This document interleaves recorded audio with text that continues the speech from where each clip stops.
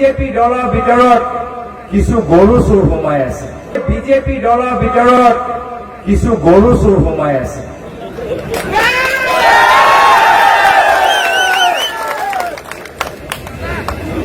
এইখিনি কথা আমি গম পাই গৈছো যে আটাইতকৈ ডাঙৰ গৰু চোৰ আজি তাৰিখত নলবাৰীত থাকে।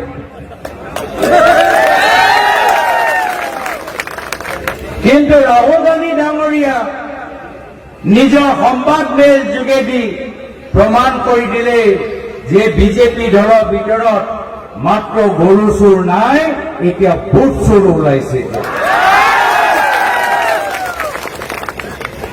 এতিয়া আপোনালোকৰ ভোট চুৰি কৰিবলৈ বিচাৰিছে।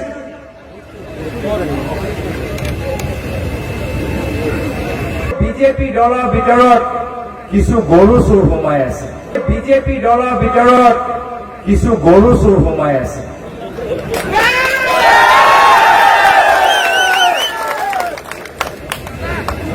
এইখিনি কথা আমি গম পাই গৈছো যে আটাইতকৈ ডাঙৰ গৰু চোৰ আজি তাৰিখত নলবাৰীত থাকে।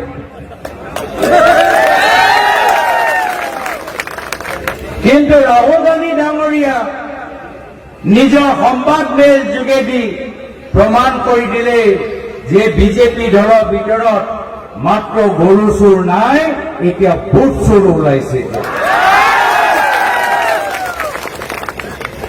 এতিয়া আপোনালোকৰ ভোট চুৰি কৰিবলৈ বিচাৰিছে।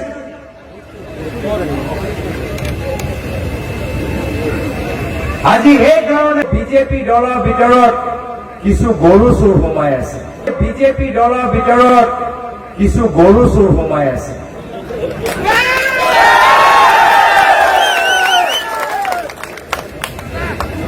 এইখিনি কথা আমি গম পাই গৈছো যে আটাইতকৈ ডাঙৰ গৰু চোৰ আজি তাৰিখত নলবাৰীত থাকে।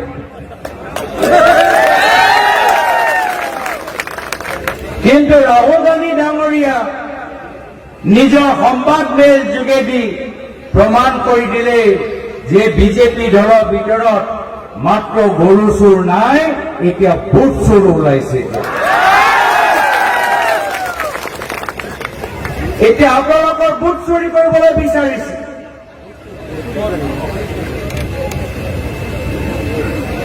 আজি সেইকাৰণে বিজেপি দলৰ ভিতৰত কিছু গৰু চোৰ সোমাই আছে। বিজেপি দলৰ ভিতৰত কিছু গৰু চোৰ সোমাই আছে।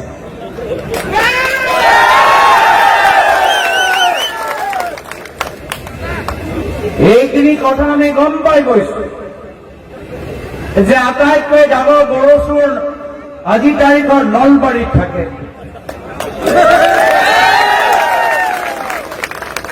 কিন্তু ৰাহুল গান্ধী ডাঙৰীয়া নিজৰ সংবাদ মেল যোগেদি প্ৰমাণ কৰি দিলে যে বিজেপি দলৰ ভিতৰত মাত্ৰ গৰু চোৰ নাই, এতিয়া ভোট চোৰ ওলাইছে।